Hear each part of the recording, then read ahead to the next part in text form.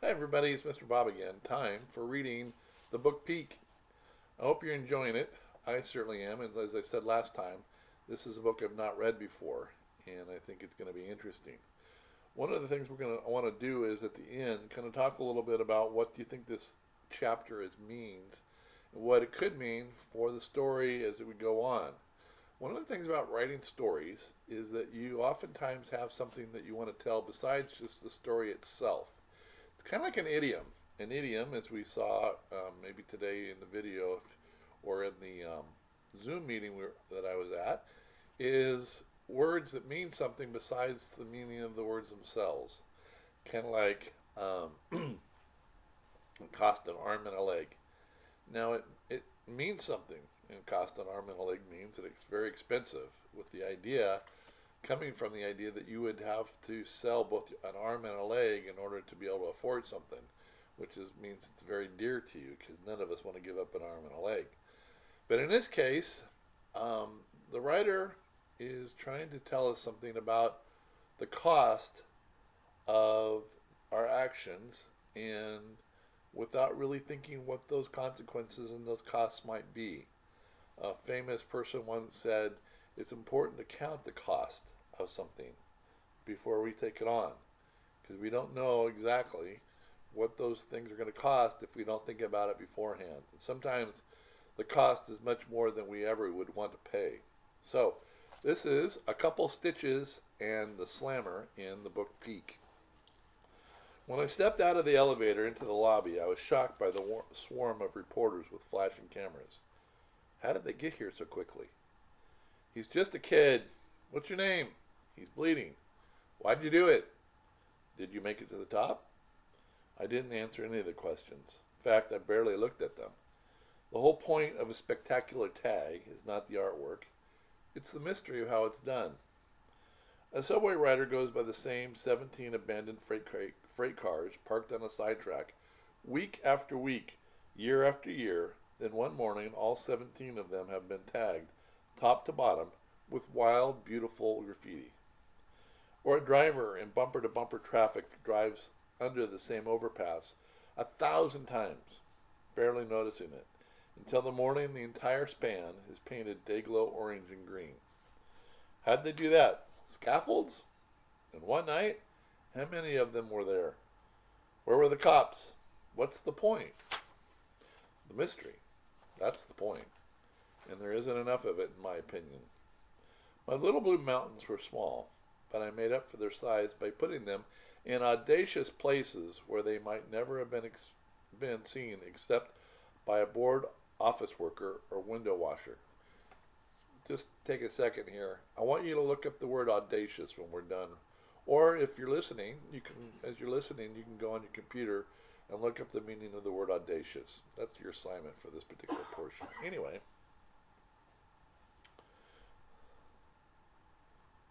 this was my sixth skyscraper. I had planned to do 9 altogether. Why? I have no idea. Now everyone would know how I did it. The mystery was gone, and that was the worst part of getting caught. Or so I thought. I expected my mom to show up in the emergency room and tear off my left ear, but she didn't. And it turned out that my right ear was still attached to my head, as was most of my cheek. The East Indian emergency doc took a look at my face under the light for a minute or two, then asked me what happened, eyeing the 2 cops standing in the doorway, as they were the ones who had messed me up. My face froze to a wall. You should have used lukewarm water to unfreeze it. If I had some handy, I would have. I'm going to clean it up and put in a couple stitches.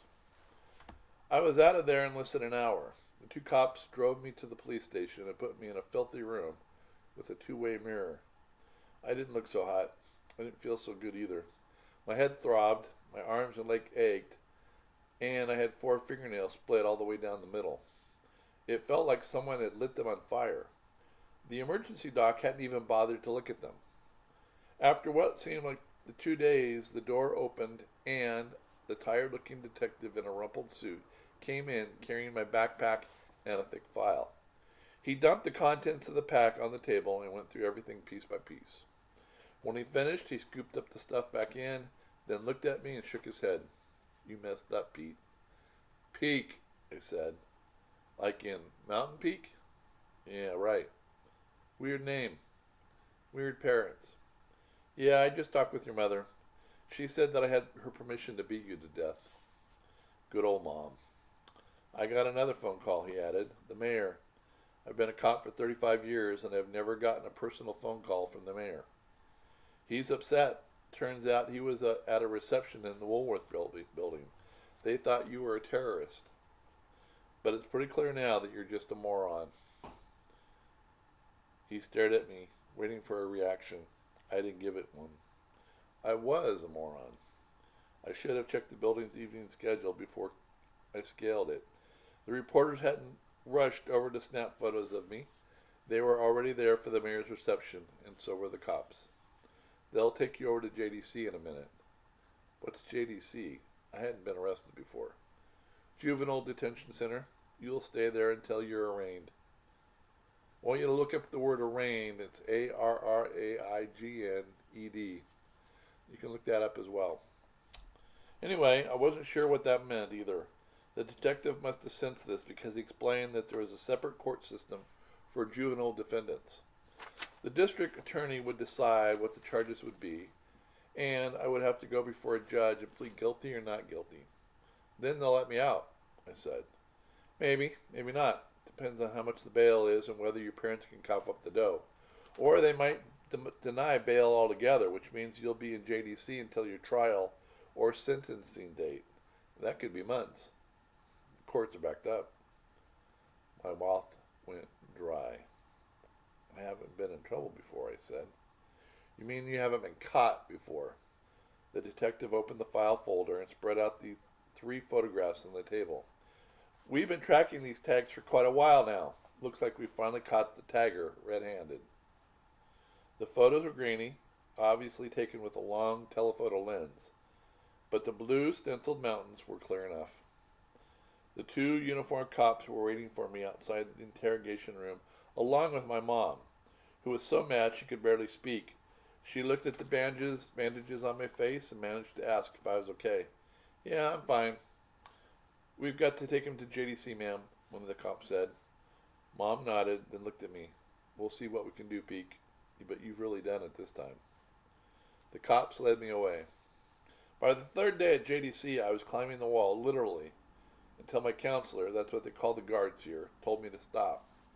Spider Boy, Fly Boy, the Gecko Kid, front page news every morning. Each article dug deeper and deeper into my family's past. My mom, dad, stepfather, even my twin sisters were targets. There were infrared photos of me clinging to the skyscraper, photos from school, photos of my mom and dad when they were rock rats, and 2 other Blue Mountain tags I had been discovered. I stopped reading the newspaper accounts after the 2nd day and left the common room when the news came on the television. They limited our phone calls at JDC. I was only able to catch Mom once to ask her what was going on, but she was meeting with the attorneys and didn't have time to talk. On the morning of the 4th day, my counselor came into my room. That's what they call the cops, or the cells, and said I had a visitor. Finally, I was pretty disappointed to see it was Vincent in the visiting room instead of my mom. No offense, Vincent. He looked a little shocked when he saw my scabbed over face and ear. I brought some books for you to read, he said, pushing a couple paperbacks across the table. I imagine it gets a little boring here.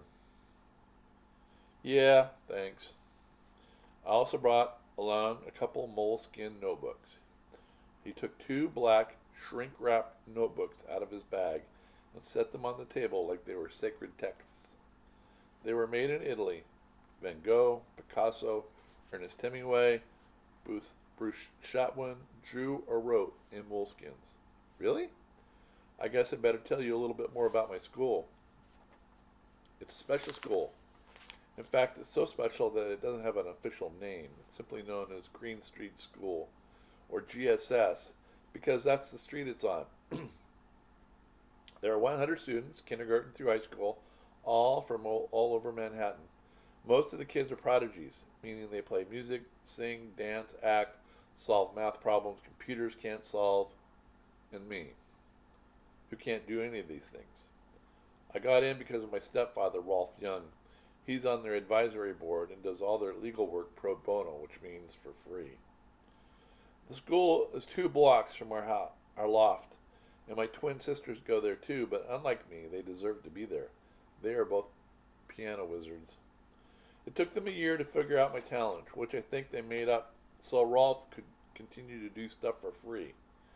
Peak is our writer, the headmistress declared one day, holding up an essay I'd scrawled out that morning as I gulped down a bowl of cereal before leaving for school.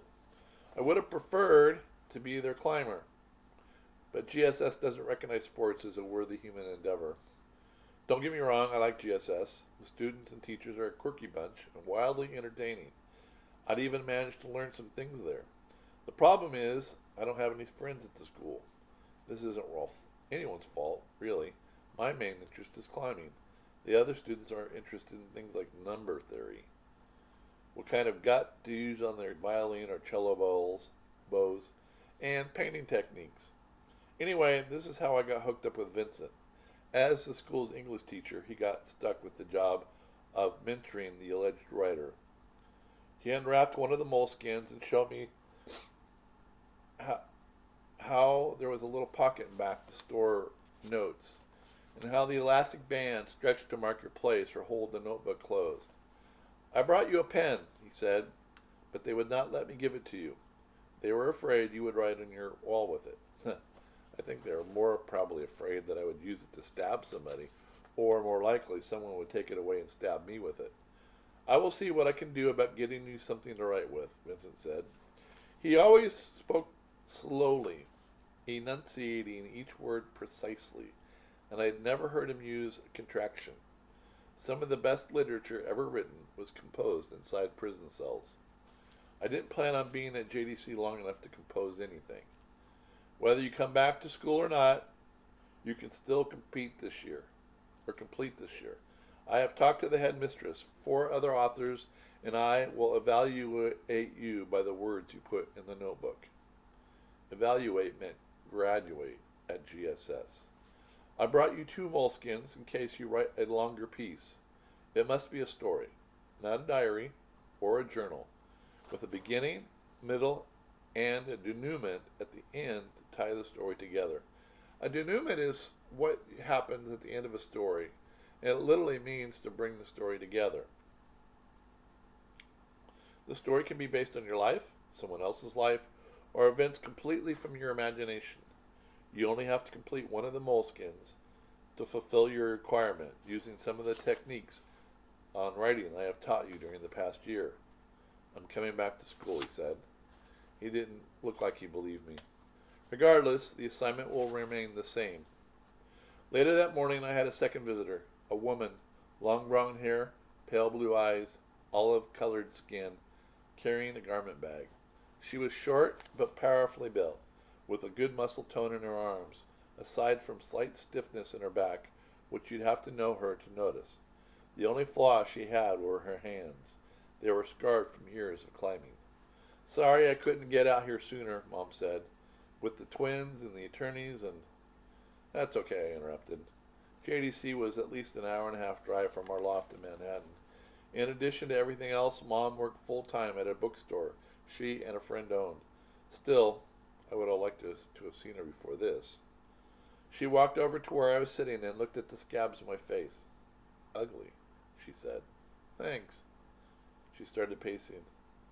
How are the twins? They haven't stopped crying since you got busted. I winced. It was one thing to upset my mom, but I didn't like upsetting Patrice and Paula, 2 peas in a pod as Mom and Rolf called them, or pee-pee as I called them, which always made them giggle. They were 6 years old and looked up to the third P, me, like I was a god. You've really done it this time, Peak. 6 skyscrapers. They're going to eat you up and spit you out. Rolf has cashed in every favor he has in the city, but I don't think any of it is going to work.